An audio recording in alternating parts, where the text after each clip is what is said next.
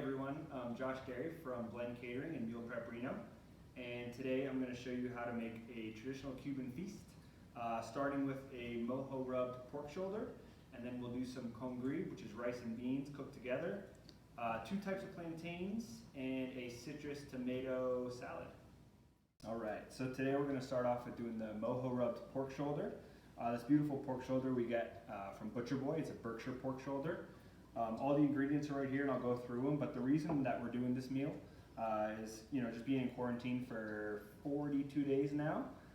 Just kind of missing home, which is in South Florida. So growing up, ate tons of Cuban food, and this is just one of those things that makes me feel like I'm at home. So let's start with the mojo sauce. We're going to first start with, it's supposed to be sour orange, but can't find any sour orange during quarantine. So I did orange juice and orange zest, and then I also did lime juice and lime zest. So it was 3 oranges and 3 limes. All into the blender. Then a little bit of soy sauce, which is not traditional, but I like it. Adds extra salt that you don't need to use real salt for, and just adds a really nice flavor to the pork when roasting, and it's about 1.5 cups. Then we have vinegar. I'm using apple cider vinegar. You could use any type of white vinegar that you have. Just don't do like a balsamic or anything like that. It's just too strong. And this is about 1/2 cup. A little bit of oil just to blend it all a little bit. It makes it a little bit thicker too. And it helps with the extra fat on the pork when roasting. And this is just grapeseed oil, but you can use any oil that you have. Even olive oil won't burn in the oven because it's not too hot. It's about 1/4 cup. Garlic, about 40 cloves, which seems like a lot, but it's one of the main flavors that you want your mojo to be. So, fresh oregano. This was about 1 bunch that I just picked off the stems, just easier to blend. Salt, we'll do about 1 tablespoon. This is just Himalayan pink salt. Then we have cumin seeds that we just toasted in the pan, and then dry oregano as well, each about 2 tablespoons. Dijon mustard, again not traditional, but I like the flavor that it adds when roasting with the pork, and it kind of has that Cuban sandwich flavor because you do put a lot of mustard in those types of sandwiches. And then the last 2 things, fresh cracked black pepper.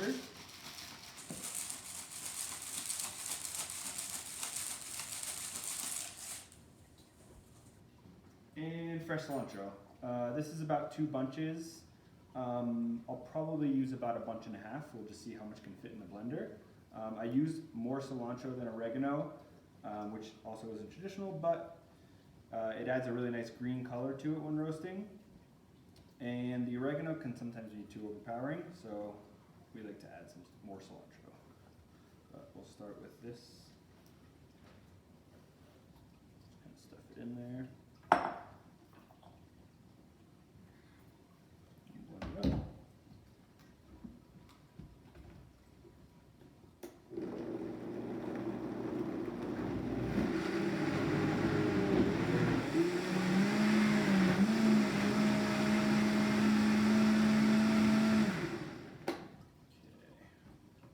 Fit all 2 bunches.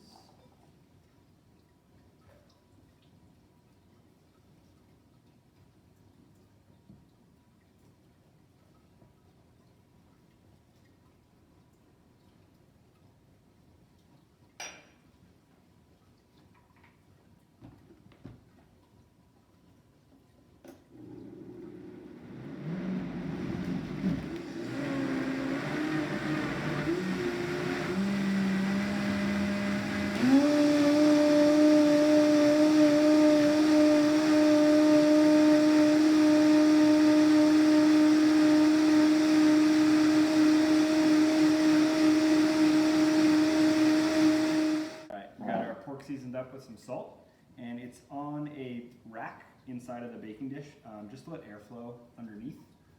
It'll brown evenly on all sides. So we're just going to marinate it with a little bit of the mojo sauce. And this is about a 3.5 pound pork shoulder, and you just want to cover it with the mojo, and if a little bit gets on the bottom, it's totally fine. We're just going to put some water on the bottom too so that it doesn't burn. You just want to rub that all over. And ideally, you'd want to let this marinate at least overnight. And then we're going to put it into the oven, preheated. I have a convection roast on ours, but you could do just regular convection at 350 uncovered for about 6 hours. Pork has been marinated. I add a little bit of chicken stock to the bottom so that it doesn't burn, a little bit of water as well, and it'll create a really good sauce so that when you're done you can shred it all and it'll mix into that sauce. So we'll just put it into our preheated oven at 350 and we'll see you in 6 hours. So we're doing 2 types of plantains today. The first one that we're going to do, since it's a 2-step process, is the green plantains, or tostones they're called. So first we cut them about 2 inches thick, and then we fry them at around 300 degrees for about 7 minutes until they're like a light golden color. And then we smash them, which gets a little bit of starch out, and then we'll refry them again at a higher temperature to get them crispy. We're going to start frying the tostones, which is the first step.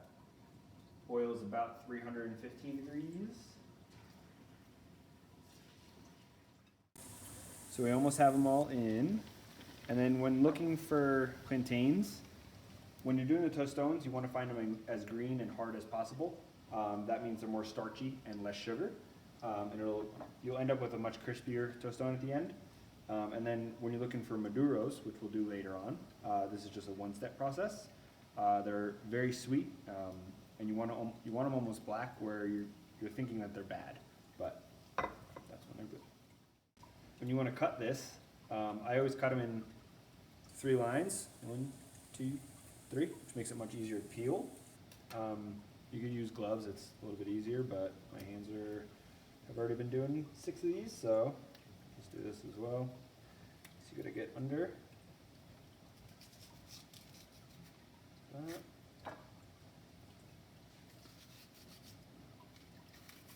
That. That. Toss that. And then you just want to cut them about 2 inches.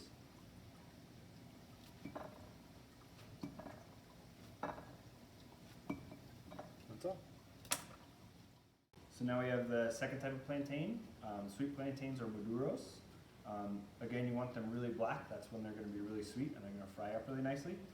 So I've just cut the ends off, and then you can just make one little incision on whatever side you want, and then you should be able to peel off in one piece. While we have our tostones cooking in the first part, we're going to start our congri, which is the rice and black beans cooked together. So these are all the ingredients for it. So you start off with onions, green bell pepper, garlic, fresh bay leaves, and we cook them down in some butter and some bacon fat. So we're going to take our pan or the pot and turn that on to high heat, and we'll put the butter and the bacon fat in there.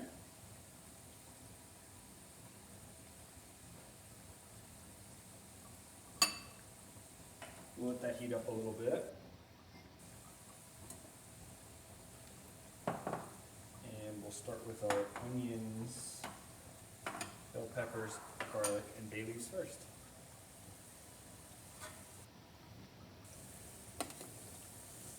So that's about the color that you're looking for on the first fry. Just a light golden. They're already cooked through, but they aren't appetizing at this point. You want to smash them first. So I'll take out all the first ones that we put in.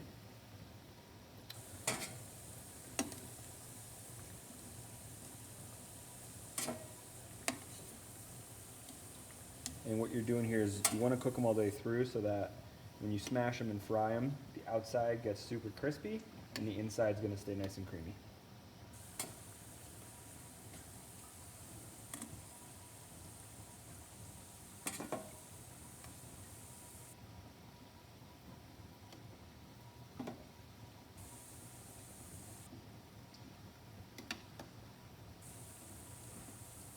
Not yet. All right. Almost ready to go. Start with our onions.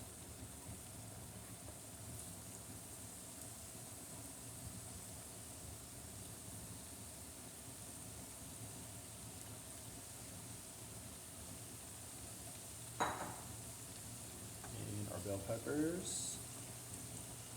So that was 1 yellow onion, and this is 1 green bell pepper. And then this was 10 cloves of garlic that I minced, and 3 fresh bay leaves.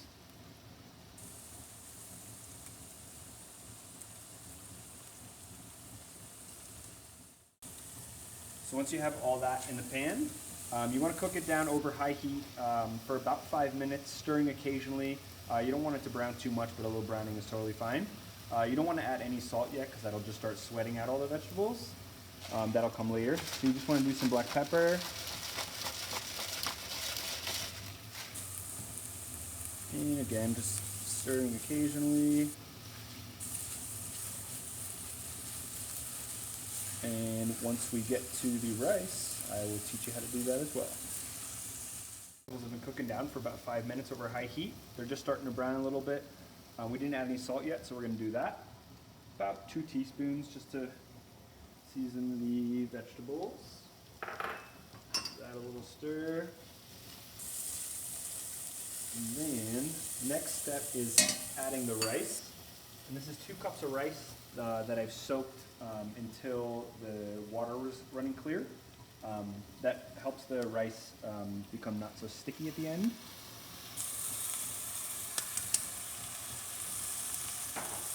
And you want to coat the grains in some of that fat, which will also help it become not so sticky at the end.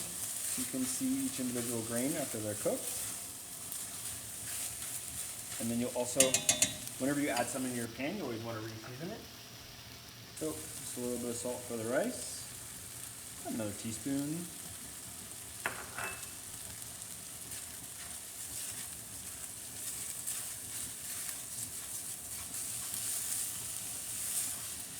You want to cook the rice for about a minute over high heat as well. And a little bit more fresh cracked black pepper.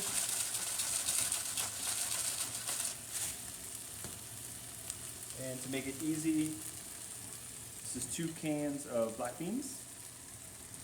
I'm going to add that as well. Again, the dish is called congri, so they're cooked together. And you want to save all that liquid in the cans. It's really flavorful. Mix this around. Make sure it's all incorporated.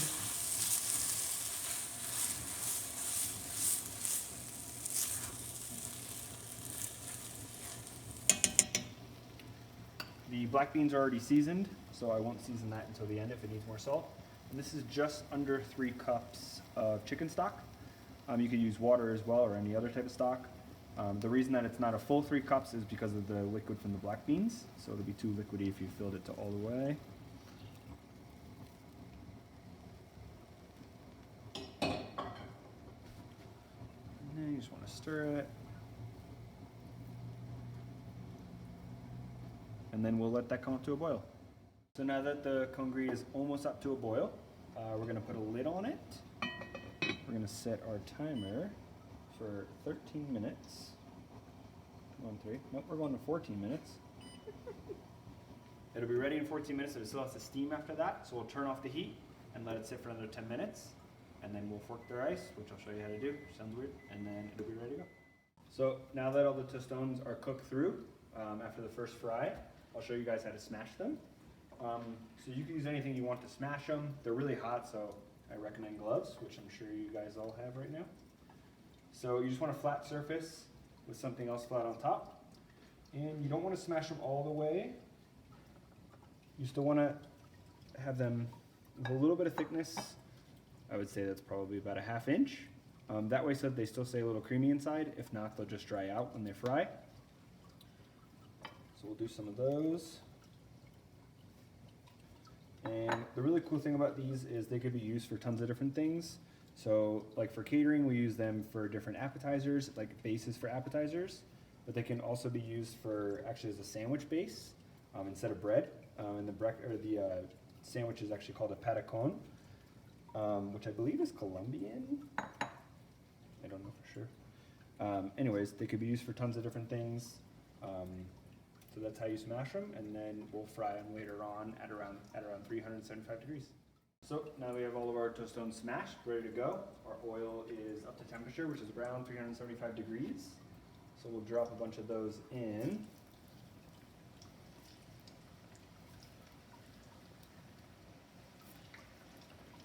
Good to go. And then what you're looking for at the end is nice golden brown, crispy on the outside and creamy on the inside, and a good amount of salt these will need because it'll really suck it all up. And that's about it on tostones. Now that we have all of the maduros or sweet plantains cut, our oil is still up to temperature from frying the tostones. So we'll just start by dropping them in.